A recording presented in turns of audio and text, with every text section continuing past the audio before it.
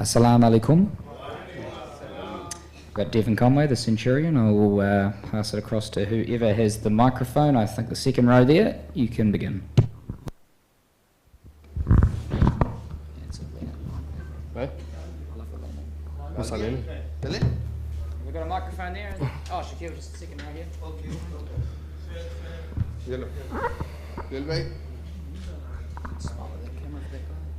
Devon, you scored double hundred on Test debut, and now you became fastest New Zealand to 1,000 runs in Test, and today you scored century in Pakistan, first 100 in Asia. Talk us through your 12 Test journey. It's a roller coaster ride for you in Test cricket. Yeah, I think personally it's been a good ride so far. I've only played a handful of Test games, so it's just nice to get the opportunity to play and contribute for the team. It's been a good ride so far.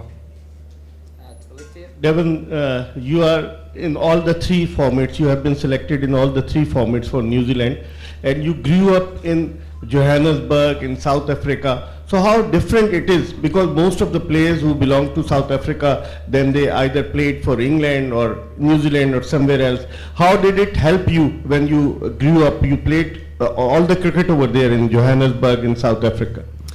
Yeah, I think for me, I was fortunate enough to play a lot of first-class cricket in South Africa.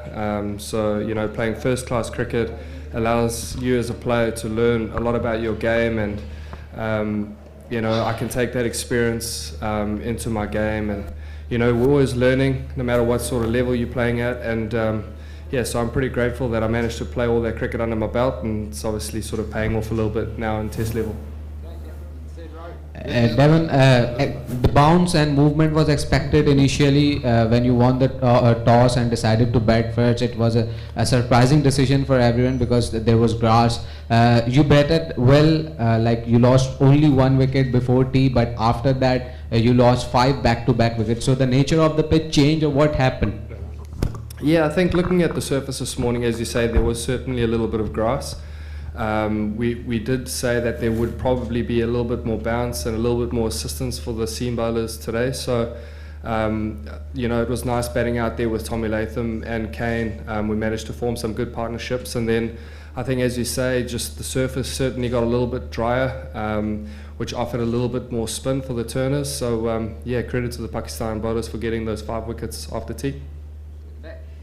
Hey Devon, this is Behram Kazi from Grassroots Cricket. First of all, congratulations on your first ton in Asia. Talk about your astronomical rise in international cricket, the way you broke onto the scene and you've had success across formats, and now also, you have a century in Asia. So talk about how that's different from other surfaces across the globe where you've played, and how was that spell from Naseem Shah? Thank you so much, I appreciate that. There's a lot in that question. I think that spell, going to that first from Naseem Shah, was special after tea. He bowled with good energy, he had a good area, asked good questions. He obviously moved the ball both ways, which made it quite challenging for myself and Kane. And he sort of reaped the rewards towards the end when he got Kane out. So it was a challenging spell. To go to the beginning of your question, I think I've been very fortunate enough to have good support, not only from the players but from the support staff, giving me that opportunity to play in all 3 formats and express myself, and sort of allowing me to just go out there and be the player I want to be. And I've got to give a lot of credit to the environment and the culture that we have going at the moment. So I'm pretty grateful for that. And then just talking about Asia in particular, it's been a different challenge for me personally, sort of growing up on hard and fast bouncy surfaces. Whereas here in the last 2 Test matches, a lot of the balls have been sort of slightly on the lower bounce and just making it a little bit challenging. But we've got a lot of experience in our batting lineup, so we certainly have those conversations with guys like Kane and Tommy and Towie, who've been in these parts of the world and played on these sort of surfaces, and just asking them how they go about their business and taking the learnings of where to score and what options to take. Hi Devon, congratulations. There was a lot of talk about the amount of grass there was on the surface, much more so than perhaps there was in the first test. Did you also feel that represented an opportunity to score faster in the first session? Because both you and Tom Latham, I think you went at 4 and over, which was a lot faster than anyone managed in the first test during that time. Yeah, I think with the nature of the grass on the surface, it maintained a bit of pace in the wicket. And obviously when the ball's harder as well, it comes off the bat better. So for us, we sort of kept things the same way we do it in any other test match, but we were just rewarded with good cricket shots that managed to go for boundaries. So yeah, we just, you know, we sort of got off to a good start, and we just try to continue that momentum throughout the day. And do you think the pitch is changing now? After you got out, it seemed like suddenly the pitch was taking a lot more turn, things were happening. Do you think the pitch has already begun to change, or are we reading too much into that? No, I think it's starting to change. As I said, after tea there was a bit more turn on offer, which is showing the nature of the wicket drying out and assisting the spinners a little bit more. And I think also just looking at the seamers as well, just sort of looks like it's skidding on a little bit more, and not as much carry as there was in the beginning of the morning. So you know, it'd be interesting to see what the wicket's going to be like come day 3, 4 and 5. Beautiful batting today, Devon. Always a joy to watch. Look, just following on from that last question, how do you reckon New Zealand will go about it when you go out to bowl?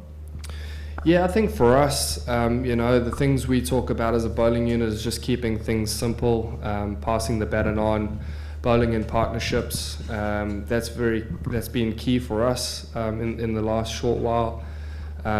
You know, we've just got to be patient on a surface like this where it doesn't look like it's going to offer a lot for the seamers. It's about just hanging in there, putting batsmen under pressure for long periods of time, making it hard for them to score, and then just allowing the spinners to be more wicket-taking options, having obviously close fielders in and having guys out on the boundary, just trying to squeeze in that way, and yeah, just like I said, keep them under pressure for long periods of time. Conway, from a first-class career in South Africa, which was full of struggle, and you were also a bit unlucky, to a blossoming international career in New Zealand. So how the things changed in few years? Yeah, I think for me, there was a couple of technical changes that I needed to make. I didn't quite know my game as well as I did when I was sort of 24, 25. You know, there was a couple of winters where I spent a lot of time sort of working on technical changes that I needed to make. And yeah, just again, having the support around, not only from the players, but the support staff to just guide me and help me and just give me that sense of backing and belonging makes a difference for me as a player. Conway, some grass on the pitch. Do you think these type of surfaces are suited to you? And second question is that first 2 sessions belong to New Zealand cricket team, and the last session Pakistan took 5 wickets.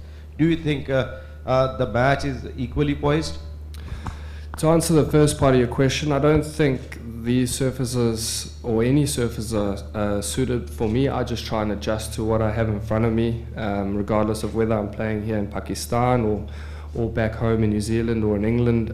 It's just about adjusting my game plan as best as possible to suit the conditions. And then to answer your second part of the question, I think the game is certainly evenly poised. We did win those first 2 sessions, but the way Pakistan bounced back in that last session certainly brought them back in the game. But I think, you know, tomorrow it sets up for an exciting day of Test cricket. Last one. Yeah. Conway, what made you make a decision to go with the 3 spinners? Because the grass was on and everybody was talking that it will help the fast bowlers. Pakistan included 3 fast bowlers. So what made you go for the 3 bowlers as a spinner? To be honest, it's hard for me to answer that question because you know, we trust the senior shoulders and the senior heads in our squad. You know, we just trust Tim Southee's decision making along with the coach Gary. So you know, for me, it's just about just trusting what they say and what they come up with, and just backing that it's going to be best for the team.